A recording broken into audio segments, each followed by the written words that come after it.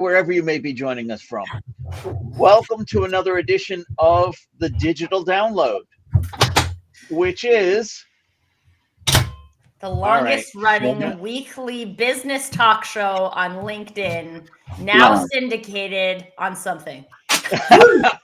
We're getting there. All right. Internet radio. Yes, globally syndicated on the IBGN Internet Radio Network. Good job, guys. We'll keep working on that. That was the joke for today, everyone. Yeah.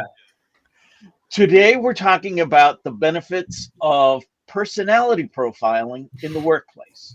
We have a special guest, Angel Tucker, to help us with the discussion. A best-selling author and certified human behavior consultant specializing in administering the DISC model of human behavior, she has revolutionized the way corporations like Walmart and the USAF approach team dynamics and communication. But before we bring Angel on, let's go around the set and introduce everyone. While we're doing that, why don't you in the audience reach out to a friend, ping them, have them join us. We strive to make the digital download an interactive experience. Audience participation is highly encouraged. So with that, introductions. We'll go counterclockwise today. Adam, would you kick us off, please? Oh, I'm surprised it's me already. Hi. Get outside your comfort zones, everyone. Yeah, I'm Adam Gray. I'm co-founder of DLA Ignite, and I'm delighted to be here to be discussing this today. Excellent. Thank you. Welcome. Alex. Hello, everyone. So my name's Alex Abbott, the bearded sales guy. I'm the founder of Sapiro. I'm too delighted to be here. It does feel like it's been a while, though. I think I missed last week. So hopefully you skived off last week. I did. And I'm a proud DLA Ignite partner. Excellent. Great to have you here, Alex. Welcome. Tracy.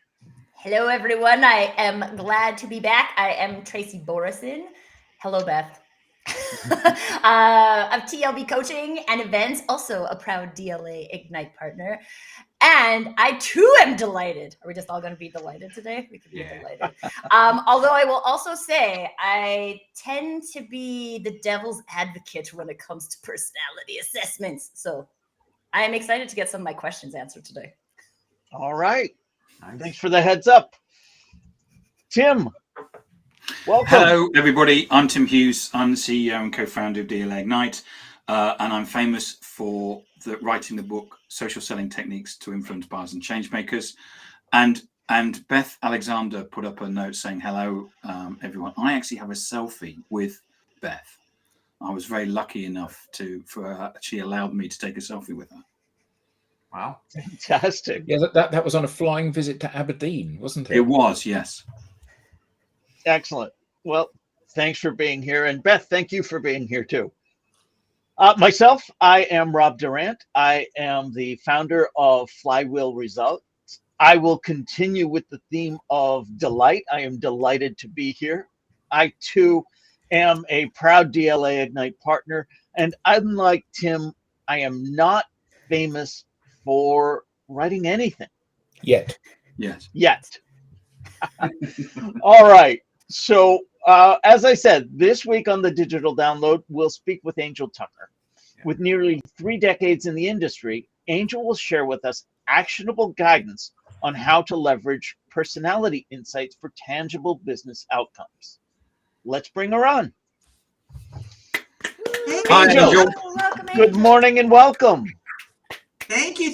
Although I will tell you, after Tracy's introduction, I'm a little scared. I'm like, I got a connection issue. I may have to leave. Sorry. Tracy is the resident devil's advocate here. Really appreciate you joining us. Yeah, what's the fun without a devil's advocate, right? Yeah. Angel, let's start by having you tell us a little bit more about you and how you got here. All right. Well, I got here through Restream. No.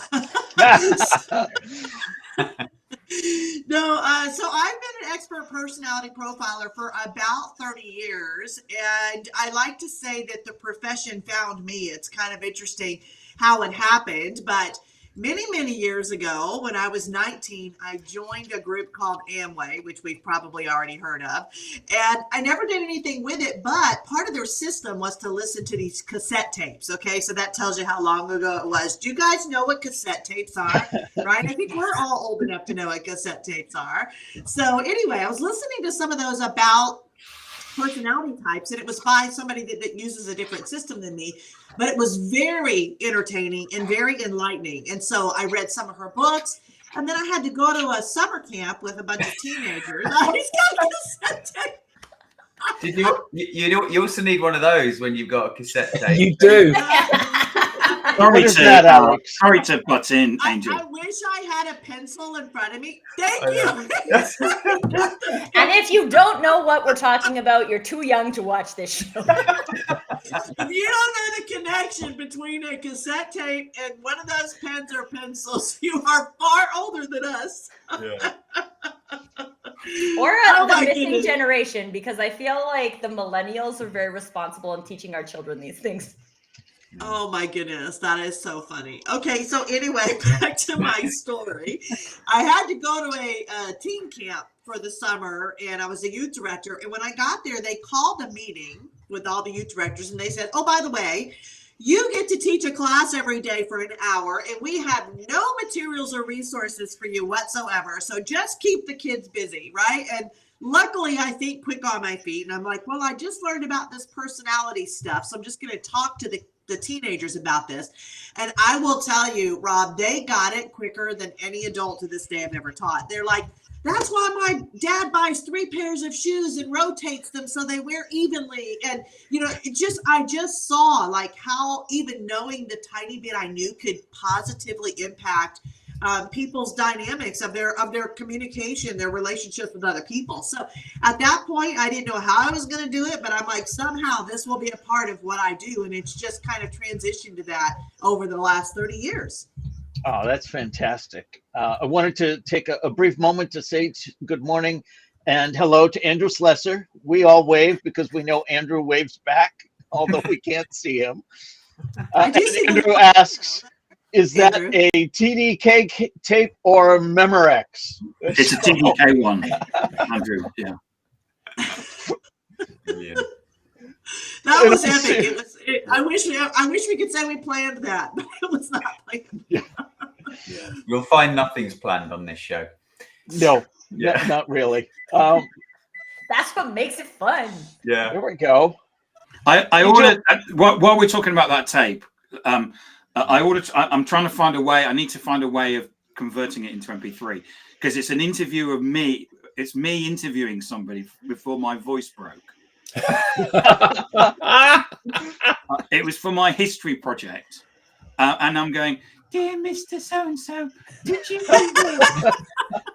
Before your voice broke or before your voice matured? before it broke. Yeah. So I would have been, it was a history. So 13, you know, I don't know, 12, 13. Dear Mr. So-and-so, what are you doing? That is fantastic. Now we need this. So whoever is We out do. there who can We get do. this, Yeah, right. because we all need to hear it. Oh my goodness, that's hilarious. Get back to the show. Yeah. Where were we? Okay. Back to Angel, actually, let's start with a foundational question. All right, what do you want to What is the epic fail in communication? Oh my gosh. You know what? It's so easy to answer that question because the epic fail when people are trying to communicate with somebody else is we try to communicate with every single person exactly the same. We try to interact with every single person the way that we want to be communicated with. But when they're not like you, that's when we see all of these problems, right? We see this. Well, how did you get that out of what I said? Well, I got that out of what you said because you were speaking your personality language and not my personality language. We see this a lot nowadays with what? With texting, right? We send somebody a message and they get a totally different message than we intended for them to get. And we wonder why. That's why, because you're not speaking their personality language. I like that. Okay.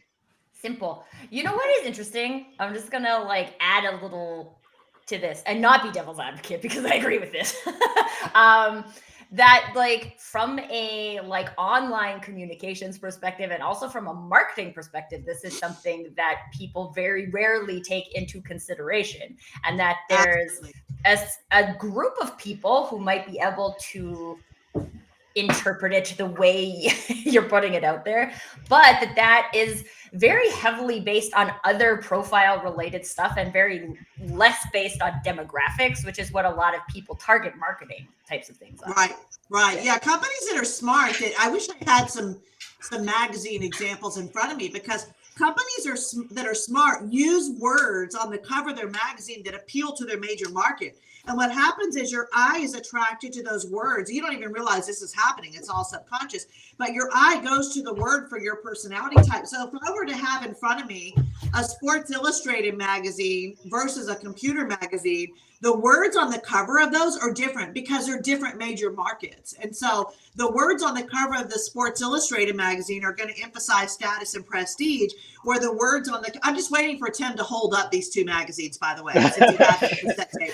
I'm very disappointed that hasn't happened already. But anyway, the words on the cover of the Sports Illustrated magazine are different than the words on the cover of the computer magazine because they're two different major markets.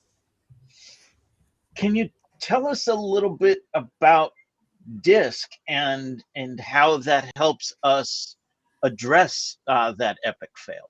Yeah, sure. So DISC is actually one of the oldest models of human behavior. It's been around since the 1930s. It was created by William Moulton Marston, and it has a lot of validity studies, which means there's a lot of studies that show that, yes, this is accurate to 87%. Okay.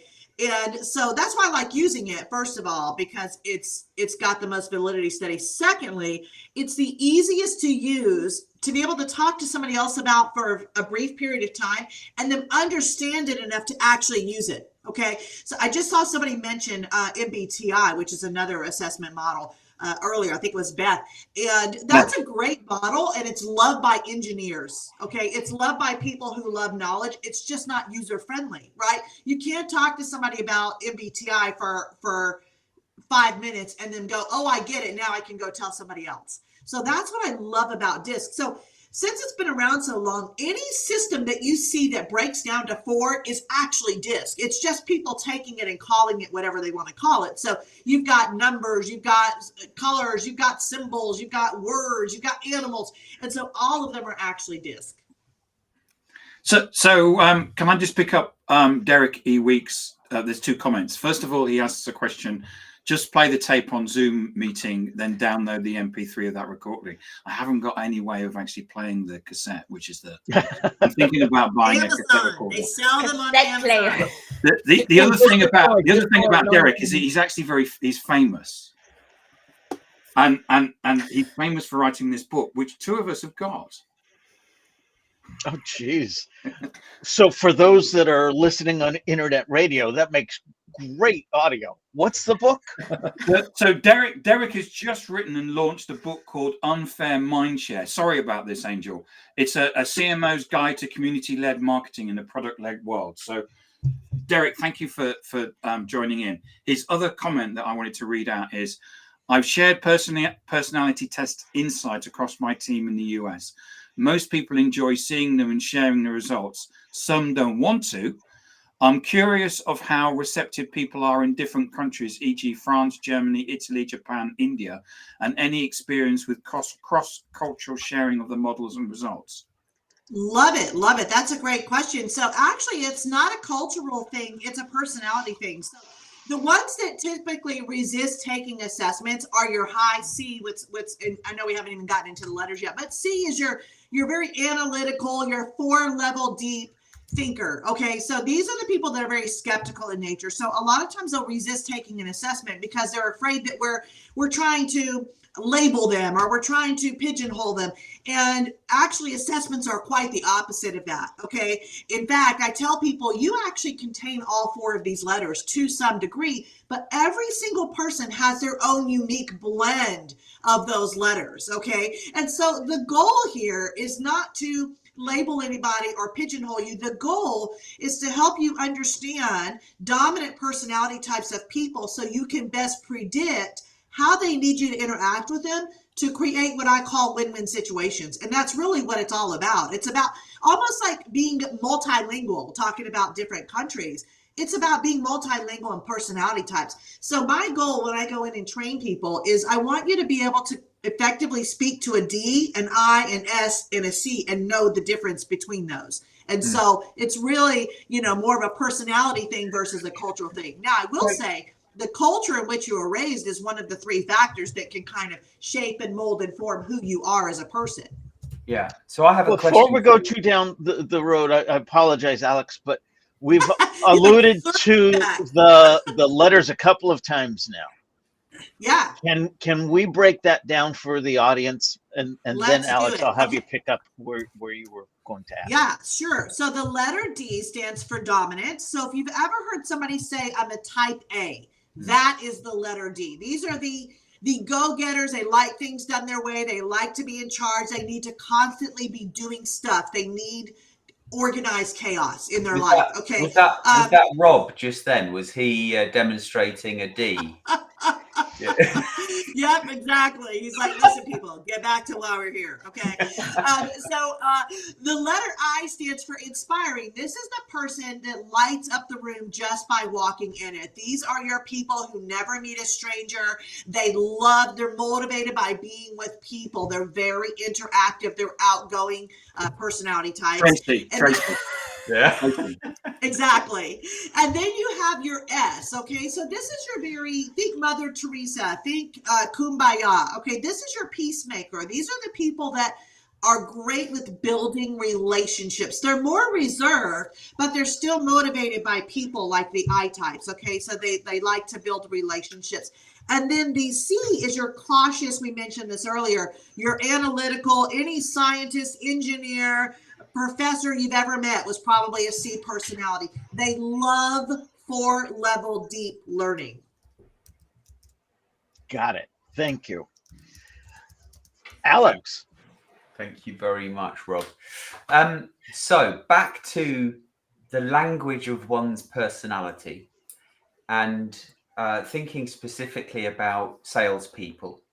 Generally speaking, salespeople learn to develop a skill called mirroring. Yes. So is mirroring what you're talking about, or is it something else? No, mirroring is actually part of what I teach people how to do. So all mirroring is copying what you see the other person do. So in other words, if somebody is speaking quickly and giving bottom line information, then that's what you should do. That's really all mirroring is. It's just copying what you see happening in front of you. So when we recommend mirroring is when you don't know who the person is, like you haven't figured out who the person is yet. Like it's like, okay, I know they're a D or an I because they're speaking quickly, they're talking over the end of my sentence, and they're using their hands when they talk. Okay, so there's certain things you can observe about a person to what I call speed read them. Okay, so if you observe that they're doing one of those three things, that could be one of two personalities. It might be a D or it might be an I. So what you're going to do is you're going to copy whatever they're doing until you figure out which one it is. Okay, so at least you're on the road to creating what I call that win-win situation with that person. Mm-hmm. Okay. And how long does it take before you, because I feel like mirroring is easier than knowing the letters of DISC. It is to a certain degree, but when you get down to, okay, I know they need details, but how do they need me to present them? Okay, when it gets to something like that, mirroring is not going to help you anymore because now you're going into a new experience that you can't copy what they're doing, right? And so it will get you to a certain point, but unfortunately it's not like the be all answer. You're still going to need to understand, how do I need to interact with them long term to create this win-win situation that I want? Yeah, that's a really good point. I just had a situation today, actually, where a potential customer was telling me they're getting butterflies about the, kind of the scope and the proposal. And I'm thinking, okay, actually, I need to think about how I respond to this. Yeah, exactly. Usually what are they when thinking or says feeling? Something like that, it's probably So S personalities are natural worriers. They're very anxious with the unknown. And so when you hear people say, when you know what to look for, you can figure someone out within about a minute. Here's the hardest part of doing what I do: paying attention to other people. Because who are we normally, if we're being honest, who are we normally focused on? Ourselves. Right? Exactly. And so you have to take the focus off of you and put it on the other person in order to figure out who the person is on the other side of the conversation, right? And when you do that, and when you know what to look for, then it gets a little easier. Now, there's some people, it's only about 1% of the population, they're actually what we call level, which means they're even in all 4 personalities. Now, they're not born that way. They've conditioned themselves to be that way. And there's 3 things that kind of like shape and mold and form your personality, because you can die something completely different than you were born. Okay. So the 3 things that kind of shape and mold and form who you are your experiences, your environment, and the culture in which you were raised, which is why I mentioned that earlier. And so anything you can name can be put into one of those 3 categories. And so those kind of shape and mold and form who we become. So sometimes you're level, which means you're even in all 4. So it's hard for me to look at you and go, oh, yes, you're a D. Oh, yes, you're an S. And so that's when the value of something like mirroring comes into play. And so on that though, Angel, while this isn't about focusing on ourselves, how valuable is it to know what you are so that when you're trying to adjust or mirror to someone else, you take into consideration that like, this is how I would see it, and this is how you would see it, and there's a difference there? That is such an important question, because the reality is that the way that someone perceives us also will affect the way they receive us. Okay. And if we're being honest, there's many times where we've decided whether we like a person or not that we've never actually met. Right. We didn't like the way what they were wearing. We didn't like the way what somebody else told us about them. We didn't like the way they spoke to us on the phone. So we've already made a decision how we would receive that person if we interacted with them. Okay. So what's important to understand is the way that someone perceives you doesn't matter whether it's true or not. It's their reality of you. Right. And so it's going to affect the reception as well. So back to your point, Tracy, it's important to understand how other people see us, because sometimes people see us differently than we see ourselves. For example, as a high D personality, which I am, I see myself as a go-getter, but other people might perceive me as being overbearing or bossy or rude, or this is a big one, thinking I look down on them. Okay. Because D's carry themselves with confidence, and you don't have to wonder what they're thinking. They're going to tell you. And D's are only 10% of the population. So if you think about it, that could potentially be bad for the other 90%. Right. And so understanding myself, Tracy, I know that when I'm interacting with, especially an S, I got to pull it back. You know what I mean? Like, I can't come on so strong because that's very intimidating to them, which of course makes them very uncomfortable. So understanding yourself is vital. Following up on what you were asking, Alex, Beth Alexander says, I reckon a lot of salespeople will be Ds, but the Ds wouldn't necessarily be the best salespeople. Beth, I love you so much. It's funny how you look at different industries and see that personalities are naturally attracted to them. Okay. So there's 10% of the population in Ds, but probably 60% of salespeople are Ds, right? And so the industry of sales attracts naturally Ds and I personality types. Now, here's the funny thing is the most loyal customers you'll ever get are S's and C's. But D's and I's rarely get them because they don't understand how they buy. Okay. And so what happens is they're constantly working harder to get new business versus just understanding the personality types that are most loyal that will send them the referrals in the first place. You just have to understand how to get them. So then, Angel, would you also say that it's like a little bit short-sighted to say, okay, I'm a D, so I'm going to go for Ds because we communicate the same? What I think about that from a percentage perspective, like I've just like limited my target audience severely. Exactly. It's kind of like the low-hanging fruit, right? But it doesn't mean long range. You know, if this is something that you tend to turn into a career, isn't it easier to have the business come to us than to go after the business? And so you have to kind of have that mindset shift where you realize that, yeah, this may be the easiest thing to do, but is it the best thing to do, right? And that's kind of where we have to ask ourselves those critical questions.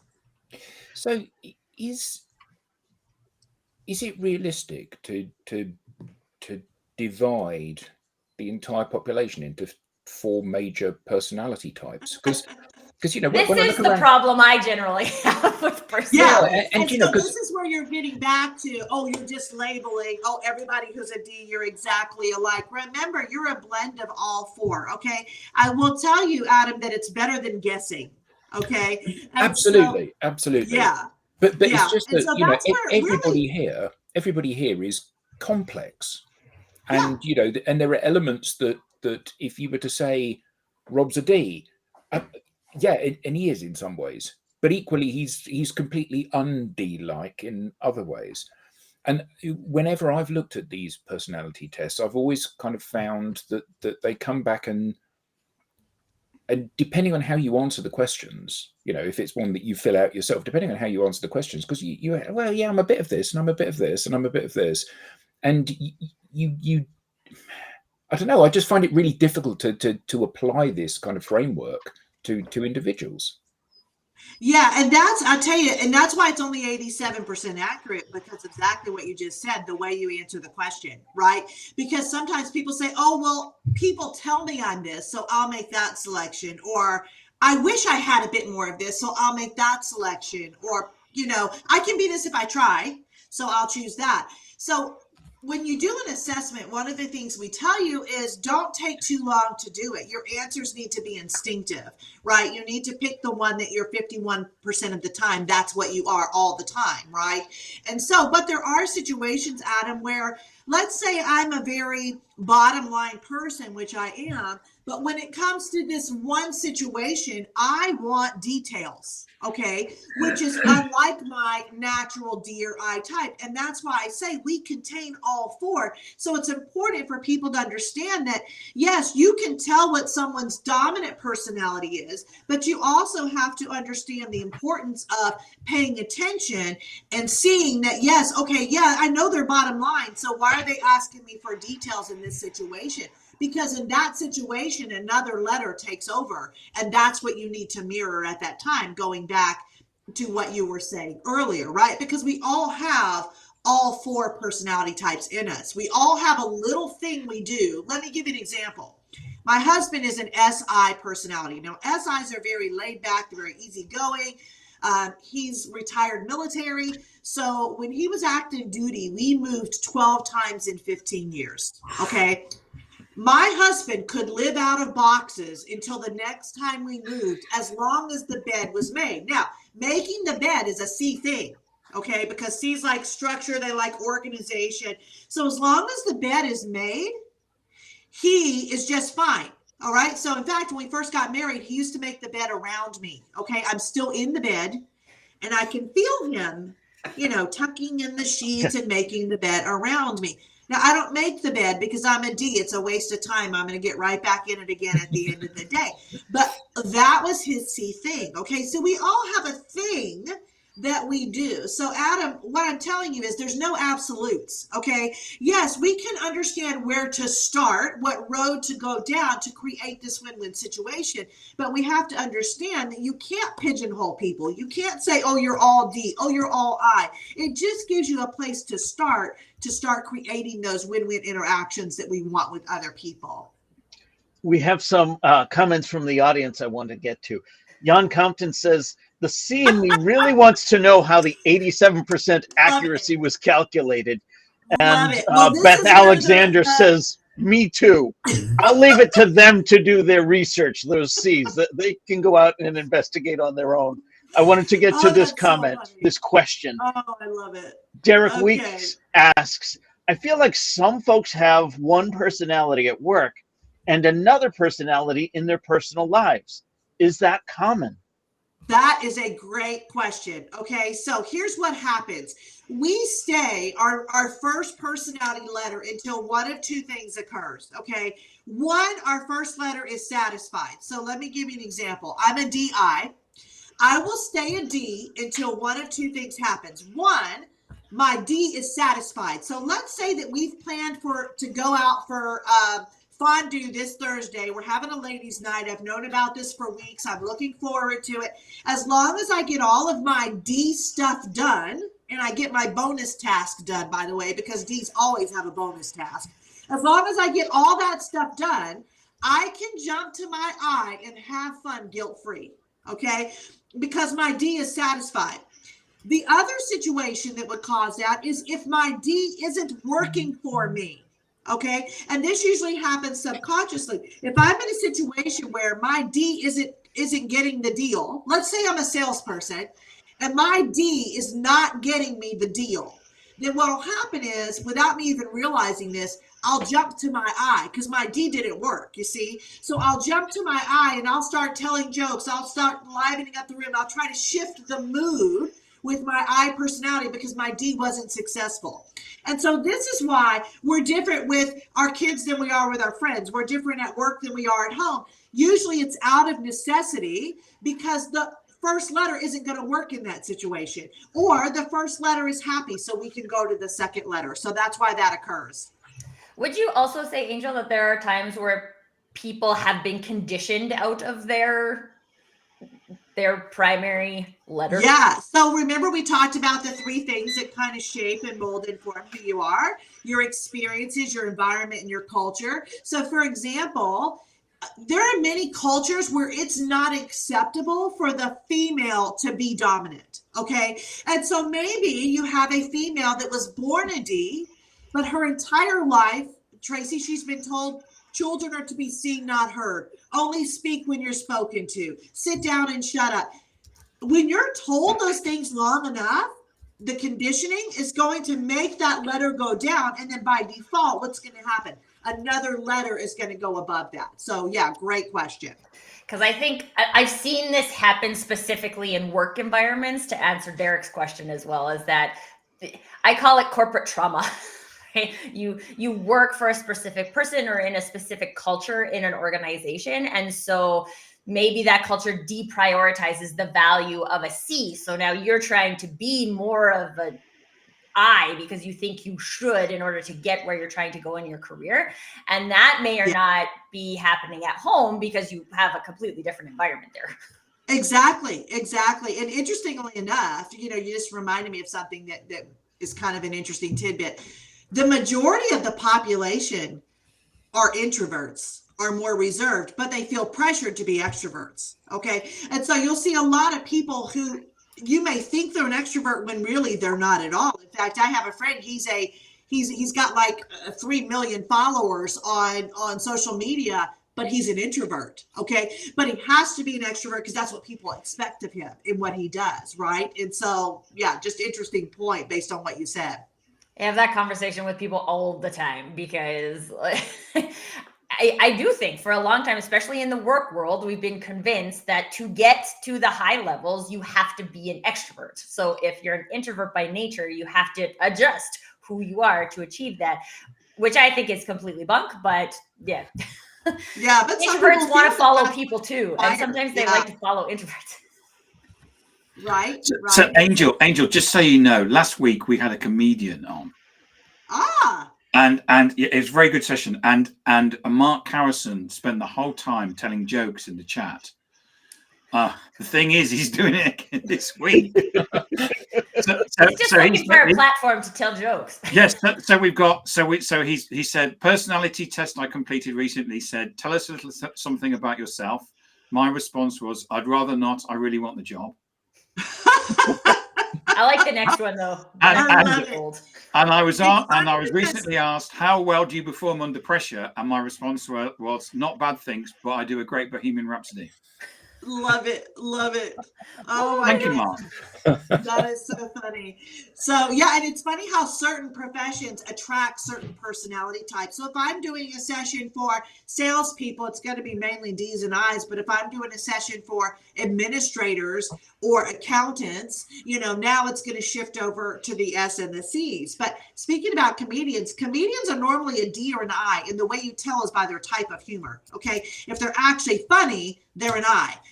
D's are very sarcastic in nature. So we have Sam Kinison, George Carlin, Roseanne Barr, Jerry Seinfeld. And if you think about their type of comedy versus somebody like Eddie Murphy or Bill Murray or Jay Leno, you can see the difference between, you know, the comedy of each of the personality types.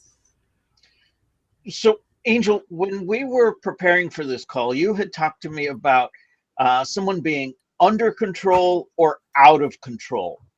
Yeah. Can you tell us a little bit more about that?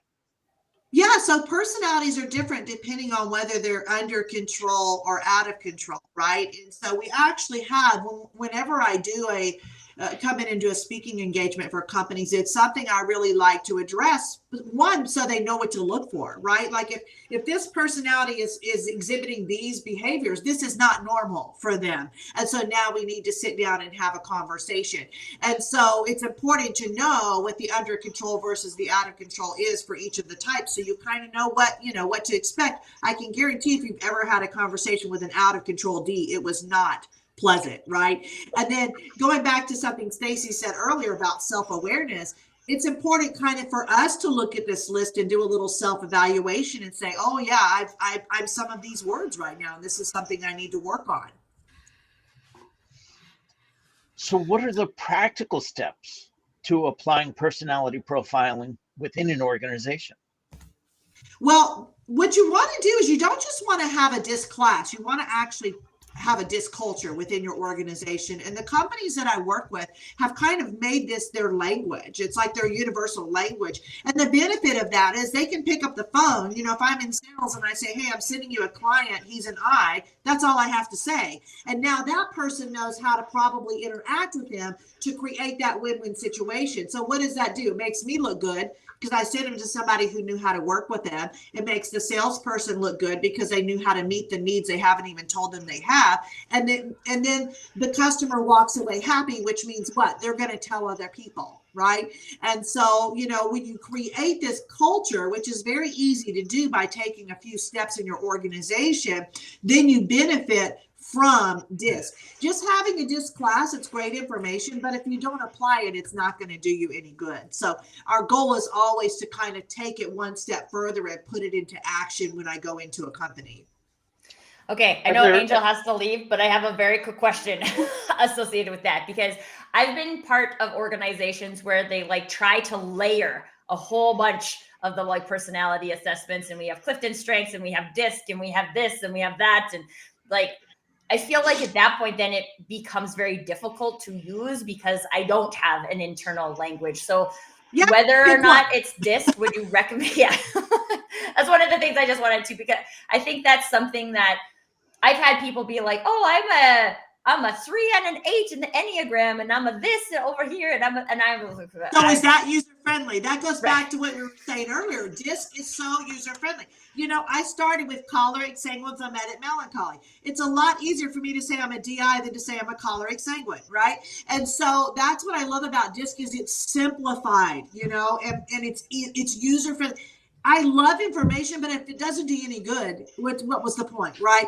And so, and also I would tell you on our assessments that you do, we actually have 2 graphs. One is a basic graph and one's an environmental graph. So it shows how you normally are versus how you're operating right now. And when you understand how to read those, you can identify areas of concern before people have even like acknowledged them. And so that's another reason that I like the DISC model, is because we have those 2 graphs, which are value added as well.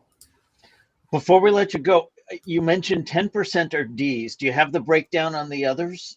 Yeah, of course. So 25 to 30% are Is, 30 to 35% are S's, and 20 to 25% are C's. Excellent. Angel, this has been fantastic. I wish we had more time with you because we certainly I'm have so more sorry. questions. How can people get in touch with you? How can they learn more? Super easy. Usingdisc.com. Can't get any easier than that. So we have tons of materials, resources, assessments.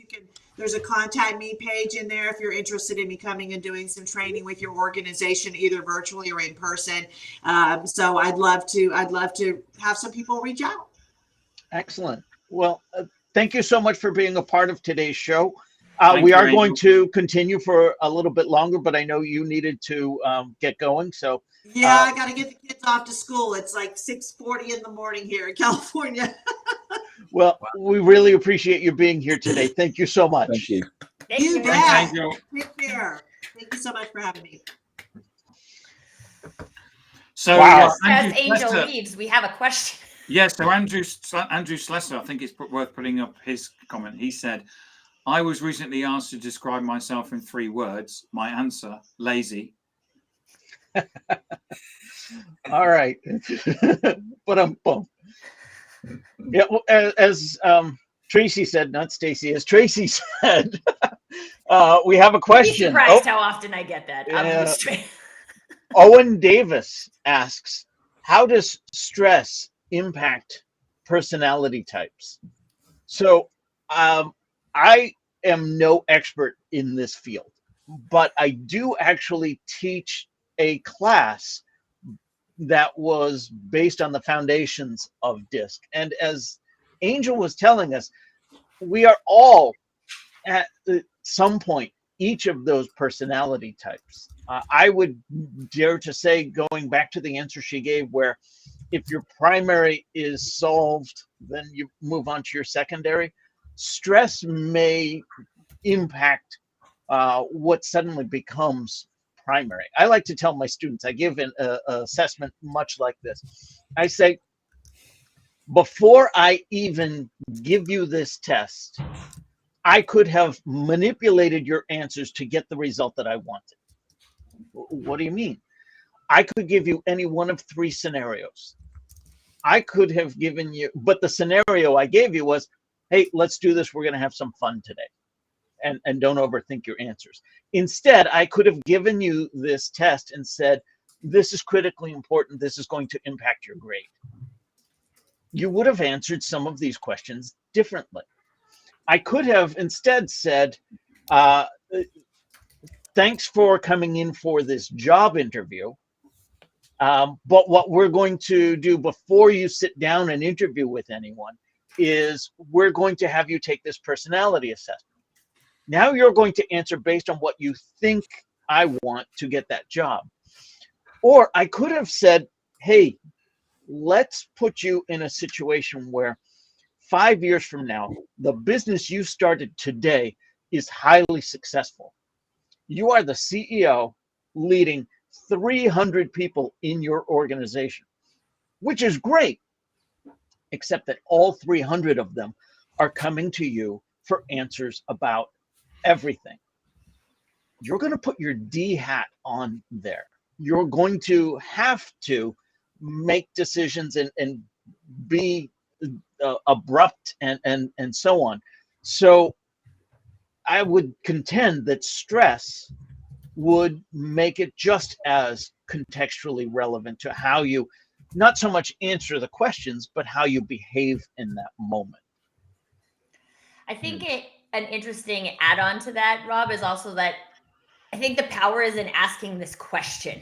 Owen, when we are like practicing the ability we talked about of observing ourselves and observing other people, being able to pay attention to how does stress impact that personality type. I'm sure there's probably some great resources on the usingdisc.com website that speaks to stress as well. But I think the answer is in the question, although I always think the answer is in the question. And similar to Adam's point earlier about how we're all a little bit different and we all have a different formula of these 4 things that are coming together. I think the power, especially from a managerial perspective, is how am I paying attention to how stress impacts the personality types of my people? Absolutely. That's a good point, Tracy. I really wanted to dig into that 87%, because what does that mean? And I think it's more about that contextually relevant. For me, the lesson isn't, oh, I'm a D, or I'm walking away as a C. And I tell that to the students. I don't want you to think about that, because I could get you to be a little bit different from what you are, just based on the conditions that we set up prior to that. What I want you to realize is that you have all of these elements. And the other thing I want you to realize is, so does everyone you're talking to. And I think that's really how we started this conversation. The epic fail in communications is we start with us, we end with us, and everywhere in the middle, it's all about us. And that's where I really wanted to dig in more with DISC and how to apply what we know towards better communication. That's what I'm taking away from this conversation is it's a lovely reminder that when I'm having a conversation with someone or interacting with someone and they're responding in a way that I don't like for whatever reason, maybe I can help them. Maybe I just need to take a step back and think, okay, so they're not being rude intentionally, so how can I then change the way I'm communicating in that situation to have a better interaction, better outcome? We have got some absolutely fantastic comments in the audience here. So Mark says, he asked the question, doesn't the military train soldiers in stressful situation tests in order to determine how it impacts individuals? I'm sure they do. But a really interesting observation, because clearly there's little more stressful than being in a situation where you might lose your life. And then Yayan says, there's been no mention so far, but the emotional energy required for a C to behave like a D. Yeah. I mean, I hadn't even considered that, we know from our experience of coaching people around social, being yourself is a difficult thing to do, but it's a hell of a lot easier than being somebody else. And the idea that you have to slip on a coat to be something that you're not is exhausting, isn't it? I think that I don't know if there's or if DISC or any other organization has done measurements on that, but just from personal experience, I know that if I'm trying to show up as not an I, then it's work for me. And even as an Alex said, if I know I have to adjust how I'm talking to somebody, there's emotional energy associated with that too. So I think that that's important to take into consideration, is that likely the easiest energy is for all of us just to show up as our dominant personality, and it works for some people and it doesn't work for some people, and oh well, you'll hang out with your people. And at the same so then what's the balance you want to strike? Is this a relationship you want to maintain? How much emotional energy are you willing to, and I'm not in the scenario of changing who you are, but in putting the effort into having a productive relationship with somebody. I think that is relevant in business and also relevant in our personal lives. Yeah, that's the key, I think, isn't it, Tracy? Just let me add to that, because and I wish I could ask Angel. the question. Sorry, Angel. Thank you. Which is so how do you so if someone is just not willing to adjust their communication style when you're having a conversation, and for whatever reason they feel offended, upset, well, I'm just being myself, so you can take that or leave it. And it's like, well, actually, I'm trying to help you. Perhaps you could say that in a different way. How do you coach someone else about? Well, and I think to some degree people have to want to play the game, right? So if I choose to be in a relationship with you and you choose to be in a relationship with me, then we can make that work. But if I show up and I am trying to play that role, I actually had a conversation like this yesterday where there were 2 other people in the conversation. You're like, whoa, if we were not virtual, I feel like someone would be punching the other person right now. Just like, whoa there, let's pull this back a little bit and explore. And I feel like from a moderator perspective, it's possible, but when it's just two people, both people have to choose it. And you can create the opening for that, but at the end of the day, someone else has to walk through the door. Yeah. I want to get to some of the comments, but just to share what I share with my students regarding that. Most people aren't recognizing that they're in a conversation that are speaking on two different levels. Everyone thinks you receive the information just the way I intended. Rob, you're just not listening, mate. You're just not listening. No, I've got to move on, Adam. So in response to Jan's question, Beth Alexander said, I'm a C who had to be a D in a previous job, and wow, was it tiring. I didn't know that was happening at the time. And then we have Mark, who added, learning from watching how others respond to stressful situations allows you to adjust your own personality. Try going to a temple and mix up all the shoes. Okay. That sounds like a terrible idea. Yeah. Owen shared, great, thanks. I think this is in response to us trying to address the trying question. to answer his question. Trying. Really insightful. Working in product, communicating and understanding people is a huge part of the job. Really interesting and thought-provoking. We have Andrew. With adapting to all the personalities and trying to cope, will this stress out a person and raise the issue internally with them of imposter syndrome? I can answer that. Imposter syndrome doesn't exist. You'll have to go back 3 weeks and listen to that episode to find out why.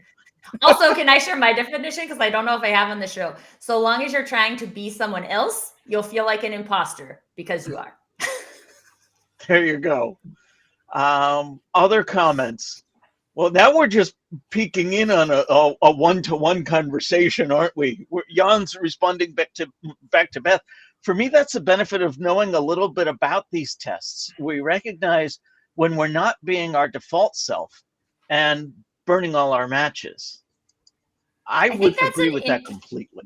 Yeah, that's an interesting point too, because I would guess that there's also specific personality types, I's, and S's, it sounded like as well. I don't know the details of DISC as much as Angel, obviously, but like I'm innately curious about people. So it actually feels easy for me to like observe these types of things that might not be true for a different personality type. So there might be more energy output there from other people. So I think it's also important to know that about yourself and pay attention. To Andrew's question, if you are finding yourself like overly stressed out all the time, trying to adapt to these personality types, at the end of the day, it's up to you to manage your stress level. So maybe I do want to, or maybe I am a C hanging out with all Ds. Maybe that's why I feel like it's overpowering, because I am constantly trying to adjust myself to match the people.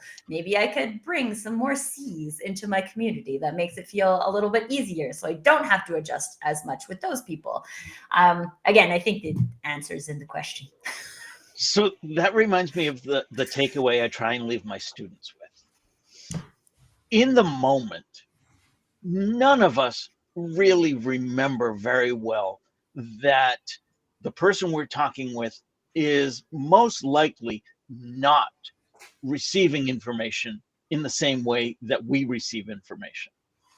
In the moment, we are like two ships passing in the night, never to see each other. When you step away from that and realize, oh, we weren't communicating very well, that's when you can maybe follow up and try a different approach. If you can apply that in the moment, kudos to you. But I don't think most of us can. I think simply being aware that there's more than one way to send and receive a message is the critical first step in whether it's DISC or any other personality type, and then going from there. So something that I tell my 5-year-old all the time is that mommy and daddy and you might all be in the same room and one thing is happening, but none of us are experiencing it the same way. So the only way we can know that is to tell each other it. There we go. All Lessons right. for a 5-year-old. This has been another episode of the Digital Download. Well done, everybody. Yeah. Great Yeah. conversation. Thank you so much to our very active audience today.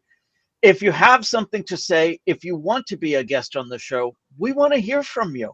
Yeah, You can Mark. scan- Mark. Yeah, Mark seems to have lots to Ben, say. Ben, You should come be Ben, on the come show. on. Yeah, Absolutely. All of you. Andrew, All of you. Owen, come on, Owen. Yeah, be on the show, friends. All of you. Come on. you can scan the QR code on screen. For those of you on internet radio, probably cannot scan the QR code. Visit us at digitaldownload.live and click on Be Our Guest. On behalf of myself and the panel, to our audience, to our guest, thank you so much for being an active part of today's show. Another fantastic episode, and we will see you next time. Thanks everybody. Everyone.